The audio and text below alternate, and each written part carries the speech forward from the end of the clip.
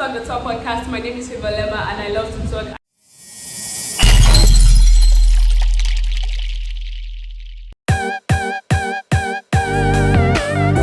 Today I'm going to be talking about David Hunedi's story and I'm going to be very straight to the point because this is going to be it's a very serious issue, especially for the youth, and I would love for every youth out there share, like, and comment on this podcast.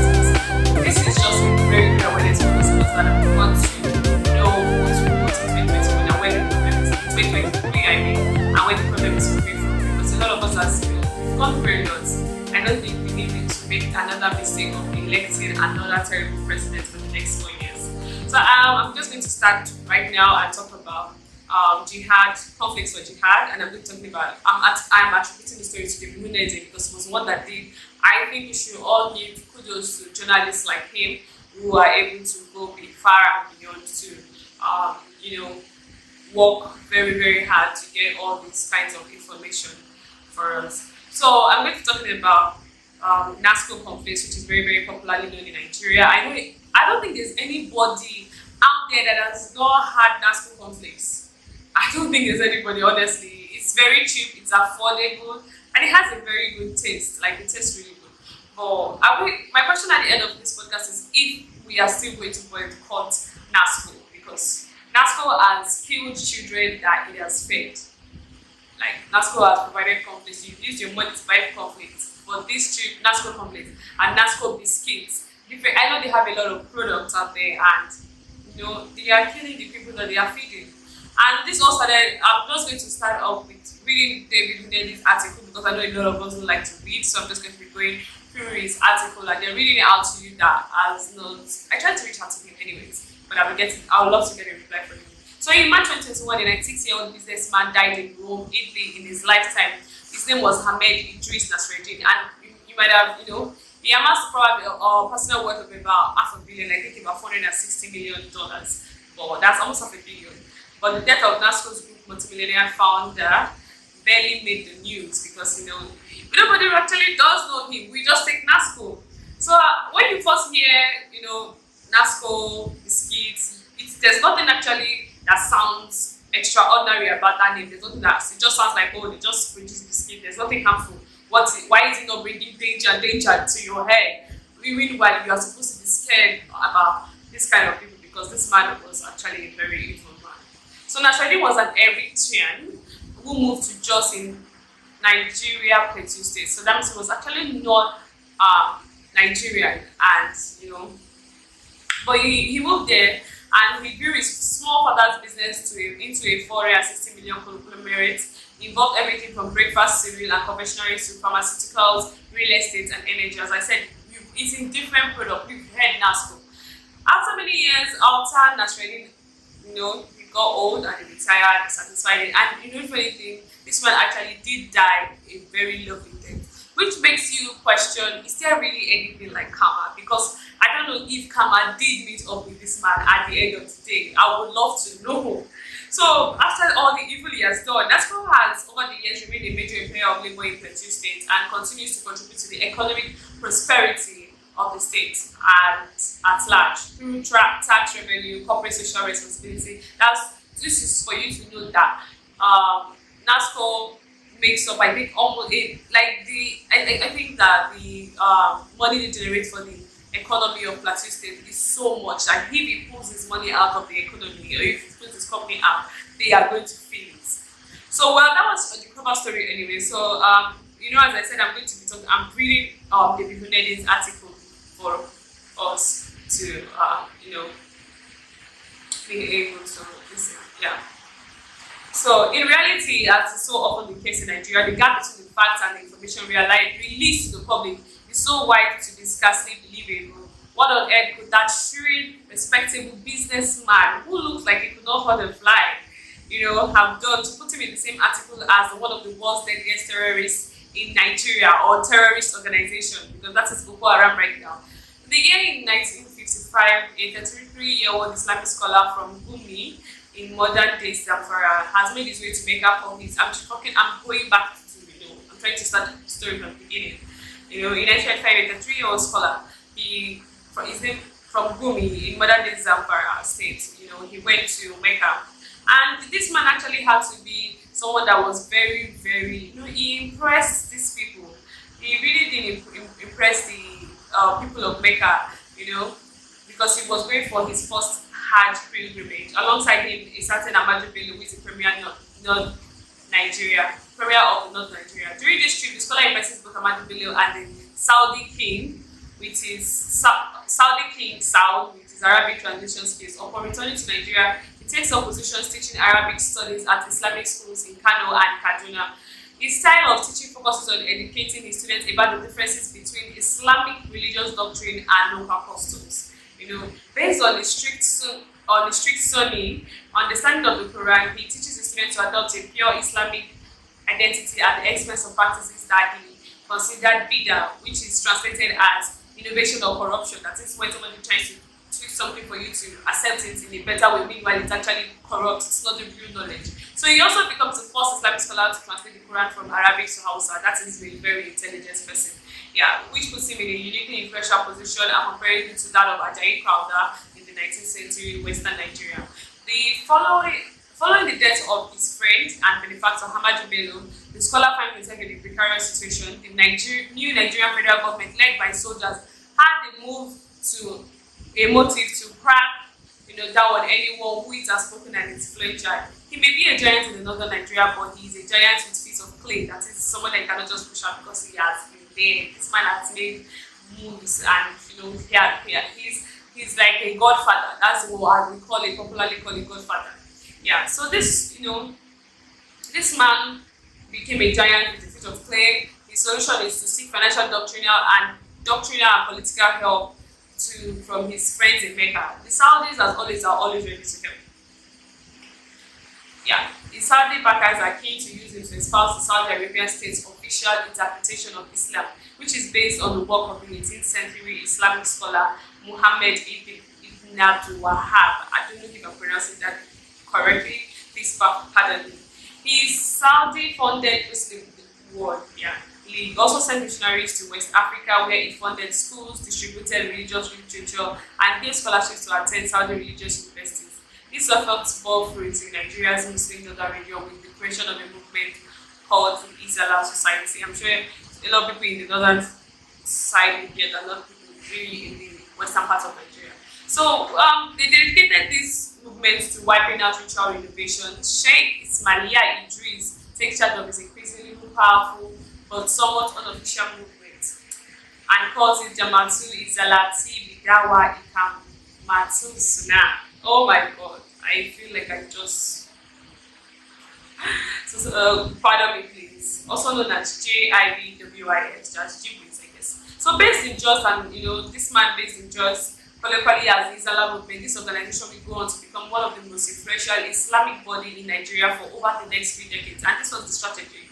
Its members will become some of Nigeria's most revered imams and clerics. They will achieve high ranks in the Nigerian Armed Forces. They will sit on the Federal Executive Council. Jables will come to exert a level of influence over Nigeria's national politics and governance, that is unprecedented for a religious body in Nigeria. Soon it will become impossible to achieve power in many parts of the northern Nigeria without identifying with the Islam movement. Among other things, the scholar states that Muslims should never accept a non-Muslim as ruler, which can be interpreted as a call for insurrection against a Christian Nigerian president. I hope you are getting it. So he is never held to account for these statements. In any case, he no longer believes that writing books or teaching people about Islam will on their own lead to an Islamic renaissance in northern Nigeria.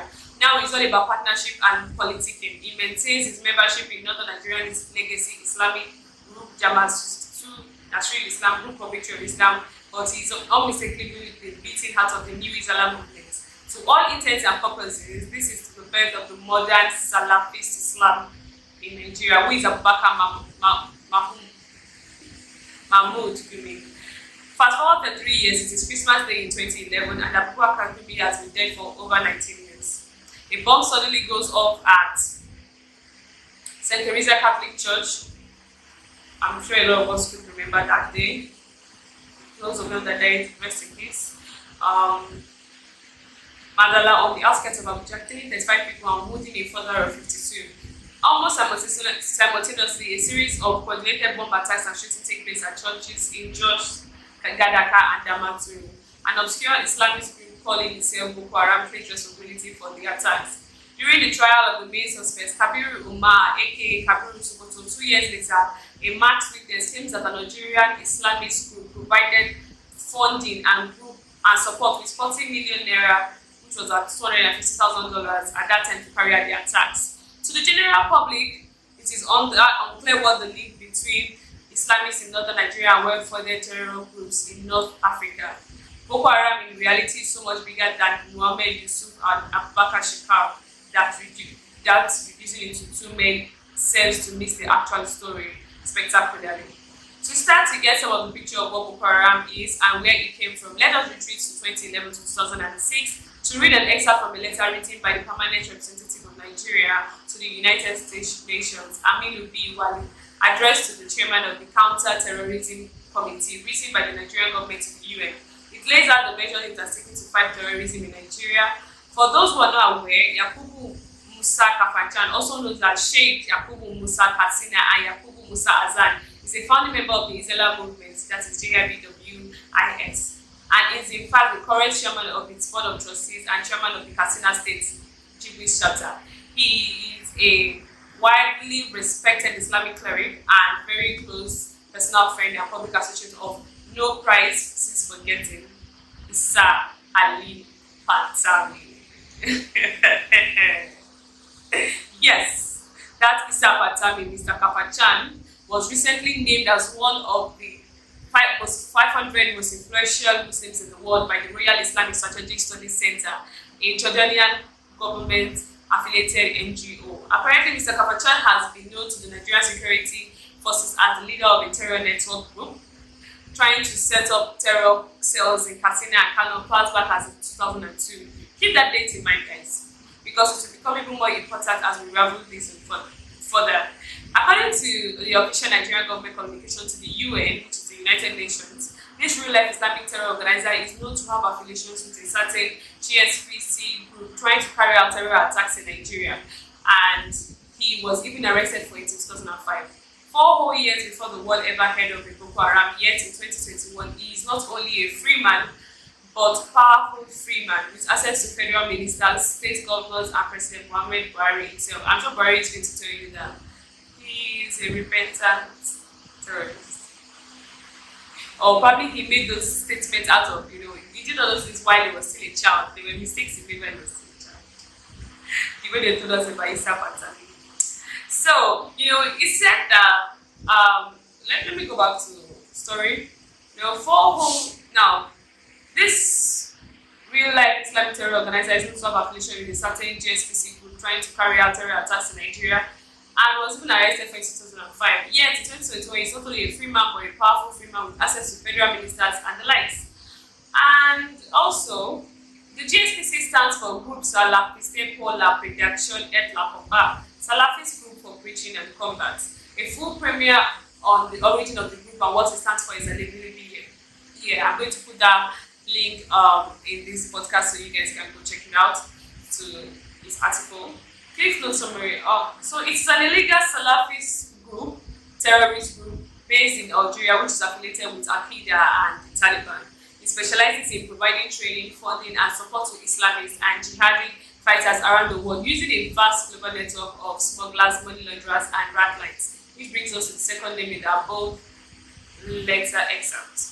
Alhaji Sari Haruno, in the Nigerian government's own words, is a GSPC agent who falls the activities of people like Kabiru Sokoto by laundering proceeds from smuggled goods. He too was arrested and held on terror financing charges. Somehow, he too is not only a free man today, but a powerful man, one that has all his rights.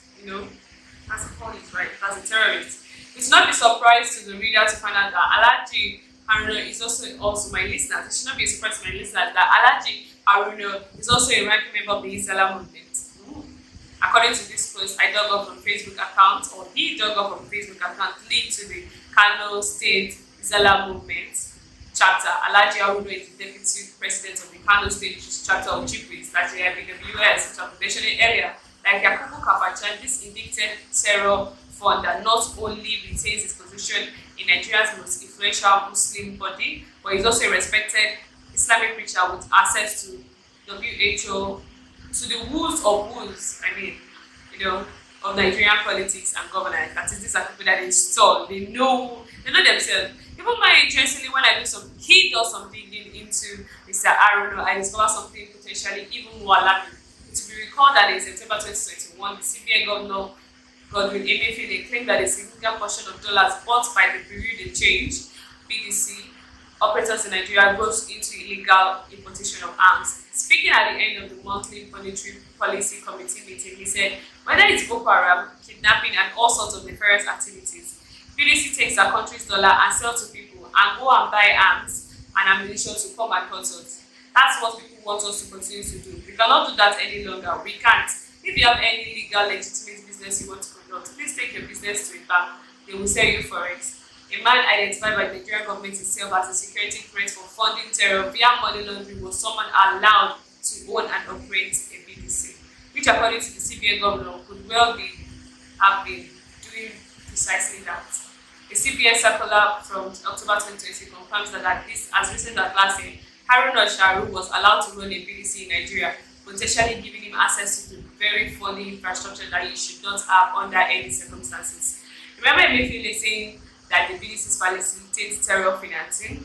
Well, just a month before he made that comment, a circular was sent out to banks by the CBN with the names of 18 companies and individuals whose bank accounts were to be frozen with a post-no debit, that's a PND mandate. Very unusually, no reason was given for the instruction, but also unusually on the list made up of corporate accounts, there was an account belonging to an individual. His name. Let's give political knowledge to the for all this investigative journalism. It's not easy, like some journalists. Join me next week for episode 2. I hope you enjoy this. Alright guys, have a lovely weekend and bye. I'd love to know if you want me to continue the series. Let's know. I'd love to see that